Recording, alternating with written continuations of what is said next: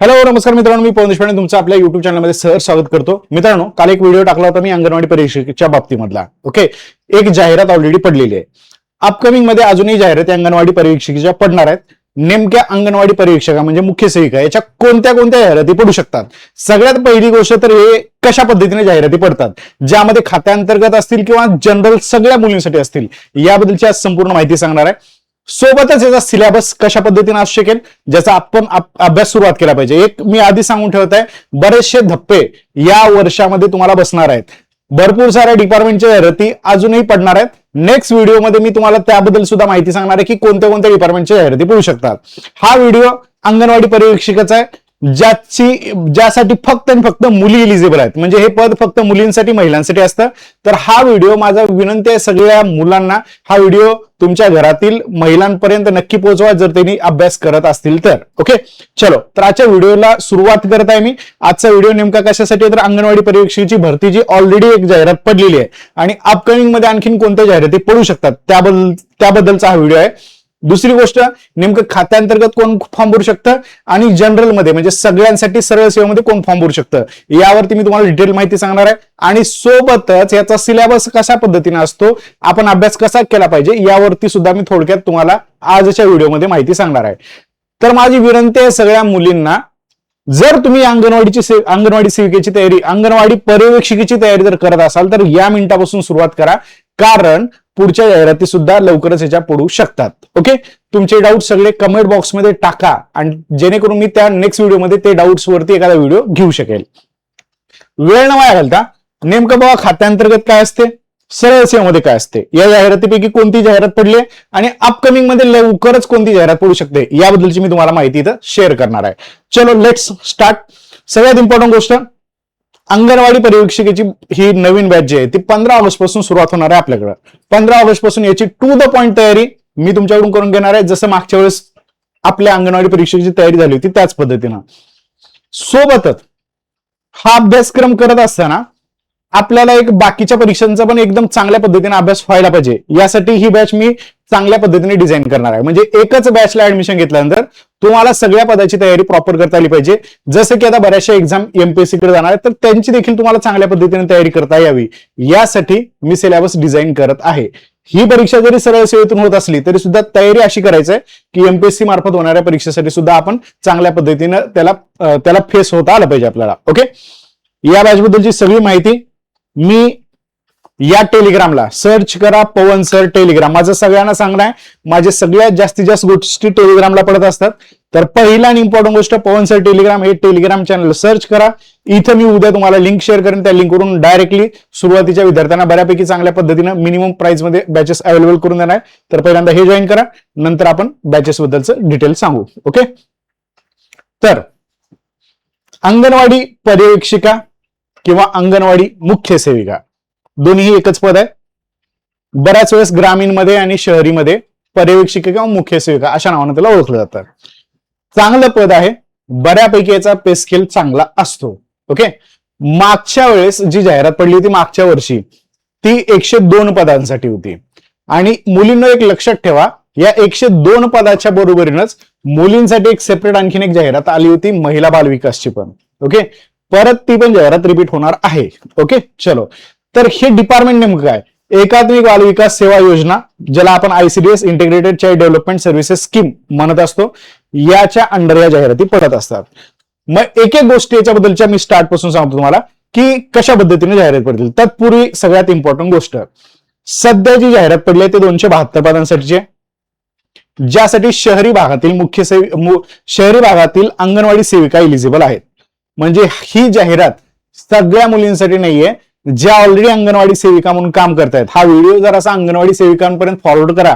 तुमच्या लहानपणी तुम्ही अंगणवाडीमध्ये जाऊन खाऊ खाल्ला असाल, त्या ठिकाणी प्रत्येक अंगणवाडीला एक अंगणवाडी सेविका असते, त्या अंगणवाडी सेविकांपर्यंत फॉरवर्ड करा.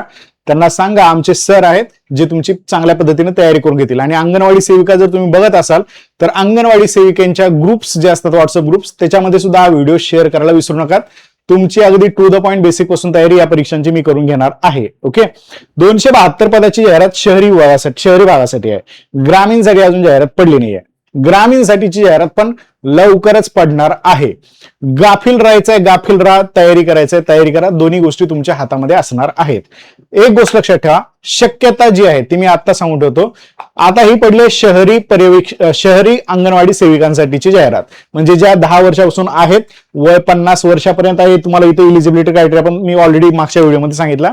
50 वर्षाच्या आतमध्ये आणि 10 वर्ष सर्व्हिस झालेल्या पदवीधर अंगणवाडी सेविकांसाठी ही जाहिरात आहे. याच्यानंतरची जाहिरात सरळ सेवेमधून पडण्याची शक्यता आहे, ज्यासाठी सगळ्या मुली इलिजिबल असणार आहेत. आणि त्याच्यानंतर तिसरी जाहिरात जी आहे, ही पहिली सरळ सेवेअंतर्गत, दुसरी आणि तिसरी जाहिरात परत एकदा ग्रामीण अंगणवाडी ग्रामीण अंगणवाडी सेविका ज्या आहेत त्यांच्या साठी पडणार आहे अंगणवाडी पर्यवेक्षकीची. समजते सगळ्या गोष्टी, म्हणजे ज्या ग्रामीण भागातील अंगणवाडी सेविका आहेत त्याच त्याला इलिजिबल असणार आहे. या गोष्टी सगळ्यांनी लक्षात ठेवायच्या आहेत. चलो, तर 272 7 ऑगस्ट पासून 21 ऑगस्ट पर्यंत फॉर्म भरायचं. तुम्हाला फॉर्म भरण्याबद्दल काय अडचण आल्या तर कमेंट बॉक्समध्ये टाका. बॅचेस मी आता जस्ट तुम्हाला जे शो केल्या त्याच्यानुसार तुमच्या बॅचेसमध्ये मिनिमम प्राइस मध्ये तुमची तयारी मी करून घेणार आहे. ओके सर, चलो आता स्टेप बाय स्टेप एक गोष्टी. दिनांक परत एकदा तुम्हाला डोक्यात पटकन बसावी, परत विसरू नये तुमच्या कामामध्ये, कारण ऑलरेडी तुम्ही जॉबला आहात. दुसरी गोष्ट, तुमच्या मागे संसार पण आहे, तर या सगळ्या चक्करमध्ये तुमची डेट विसरू नये. त्यासाठी हा एक स्क्रीनशॉट मारून ठेवा. 7 ऑगस्ट ते 21 ऑगस्ट पर्यंत तुम्हाला ह्याचे फॉर्म जे आहेत ते फॉर्म भरायचे असणार आहेत. Point clear? Yes sir. चलो आता नेक्स्ट एक पॉईंट, की नेमकं कशा पद्धतीने होतात ह्या भरत्या. ओके, आयसीडीएस मध्ये एक असतं खात्यांतर्गत, दुसरं इथे मी सार्वजनिक लिहिलंय. ह्याला तुम्ही जनरल पण म्हणू शकता किंवा सरळ सेवा पण म्हणू शकता. ओके, याला तुम्ही जनरल पण म्हणू शकता किंवा सरळ सेवेअंतर्गत सुद्धा म्हणू शकता. ओके, आता एक लक्षात ठेवा, मागे एक जाहिरात पडली होती. आता ह्याला शहरी ग्रामीण म्हणण्यापेक्षा ना ह्याला दोघांना एकत्र कंबाईन करून टाका, शहरी आणि ग्रामीण एकत्रच. कारण का? कारण सरळ सेवेअंतर्गत काही शहरातली पण जाहिरात असेल किंवा ग्रामीणसाठीची जाहिरात असेल, कुठलीही जाहिरात असेल तरी सगळेजण इलिजिबल असतात. बरोबर आहे, म्हणजे सगळ्या मुली इलिजिबल असू शकतात. मागे जी जाहिरात पडली होती ती सरळ सेवेअंतर्गत पडली होती 102 पदांची. माहिती आहे तुम्हाला, 102 पदांची जाहिरात पडली होती. शहरी आणि ग्रामीण भागातले सगळे भरू शकतात. शहरीतल्या जर जाहिराती असतील तर शहरी भागामध्ये तुम्हाला त्या ठिकाणी जॉबचं लोकेशन असतं, ग्रामीणमध्ये तालुका लेवलला बऱ्यापैकी लोकेशन असतं. ह्याच्याबद्दल अजून डिटेल माहिती मी थोडीशी प्रॉपर घेऊन तुम्हाला सांगेन.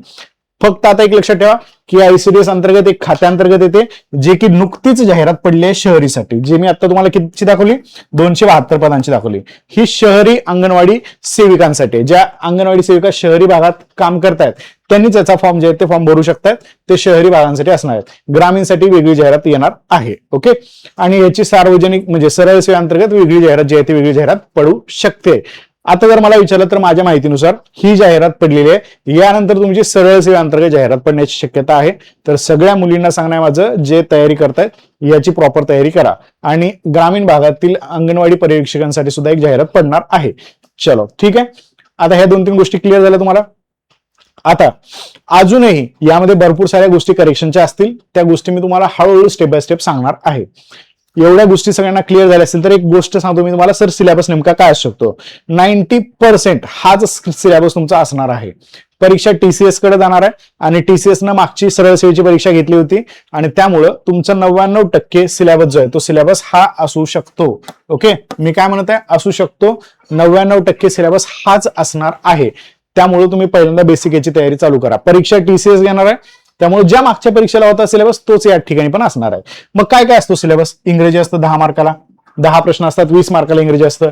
मराठीचे 10 प्रश्न असतात, ज्याला 20 मार्क असतात. ओके, सामान्य ज्ञानसाठी सुद्धा 20 प्रश्न 40 मार्काला आहेत. ओके, सामान्य ज्ञान थोडंसं जास्त असणार याच्यात. त्याच्यानंतर सगळ्यात इम्पॉर्टंट गोष्ट एकात्मिक बाल विकास सेवा योजना आणि दुसरं आहे पोषण अभियान. हे 2 पॉईंट लक्षात ठेवा. याच्यावरती माझं पुस्तक पण आलेलं आहे मार्केटमध्ये. ऑलरेडी हे पुस्तक आलं होतं मार्केटमध्ये आणि त्याच्यानंतर आता त्या पुस्तकामध्ये मी काय करताय, बरेचसे करेक्शन करताय आणि भरपूर साऱ्या गोष्टी ऍड करताय. ओके, ज्याच्यामुळे आता पुस्तकाची साईज पहिल्यापेक्षा मोठी होणार आहे. ज्याने ऑलरेडी पुस्तक घेतले होते, जर परत तयारी करत असाल तर त्याच्यासाठी नवीन पुस्तक माझं मार्केटमध्ये यायला 15 दिवस लागतील, कारण प्रत्येक गोष्टीवर काम करायला थोडासा वेळ लागतो. तर हे पुस्तक आहे, या पुस्तकातून तुमचे 30 मार्क जे आहेत ते 30 मार्क कव्हर होणारं पुस्तक असणार आहे. 30 प्रश्न म्हणजे 60 गुणांसाठी हे पुस्तक असणार आहे. थोडंसं वेट करा, ते पुस्तक माझ्या फोटोसहित, माझ्या टीमच्या फोटोसहित तुमच्यासोबत येईल, त्यावेळेस अजून चांगल्या पद्धतीने तुम्हाला त्याची तयारी करता येईल. ओके, त्याच्यानंतर गणित बुद्धिमत्ता, चाचणी, अंकगणित हे सगळे विषयासाठी पण 20 प्रश्न 40 गुण असणार आहेत. संगणक ज्ञानासाठी 10 प्रश्न 20 गुण असणार आहेत. असे 100 प्रश्न 200 गुण आणि याला 2 तास किती 2.5 2 तासाचा वेळ. ओके, इथं चुकून हे लिहिले मी 2 तास, इथं चुकून करेक्शन करून घ्या. 2 तासाचा वेळ आहे, थोडस प्रिंटिंग मिस्टेक आहे. तर एवढा वेळ तुम्हाला अभ्यासासाठी असणार आहे. तर एवढं सिलेबस लक्षात ठेवा, ह्याच्यातला 90% सिलेबस चेंज होणार नाहीये. आपल्याला तयारी करत असताना थोडीशी हाय लेवलनेच करायचंय, जेणेकरून हा सिलेबस आपण आरामात क्रॅक करू शकू. ओके, तर या पद्धतीनं तुम्हाला सगळ्या गोष्टीचा अभ्यासक्रम आतापासूनच चालू ठेवायचा आहे. हे जुनं आहे बरं का, हे लक्षात ठेवा. अभ्यासक्रम मागच्या परीक्षेचा आहे, जो की मी तुम्हाला दाखवत आहे इथं. ओके, चलो, फक्त एवढा अभ्यासक्रम मला शो करायचा होता. बाकी इथं थोडेसे प्रिंटिंग मिस्टेक असतील त्या सोडून द्या विषय. डन. चलो, तर मग सांगणं आहे तुम्हाला सगळा सिलेबस जर क्लिअर असेल तर लावा ताकदीनं. सगळ्यात इम्पॉर्टंट गोष्ट तुम्हाला सांगितल्या पद्धतीने पहिल्यांदा आपलं हे ऍप्लिकेशनचं पण माहिती मी तुम्हाला उद्या शेअर करेन. सगळ्यात इम्पॉर्टंट गोष्ट, पहिल्यांदा टेलिग्राम चॅनल जॉईन करा. हे आपलं ऍप्लिकेशन असेल ज्याच्यावरती आपल्या बऱ्याचशा बॅचेस रन होतील. ओके, आणि नवीन बॅचची लिंक मी तुम्हाला लवकरच शेअर करेन. सगळ्यात इम्पॉर्टंट गोष्ट, तुम्ही आपलं हे प्रथमतः टेलिग्राम चॅनल जॉईन करा. इथंच माझ्या सगळ्या गोष्टी ऑथेंटिक पद्धतीने तुम्हाला भेटतील. कळतंय?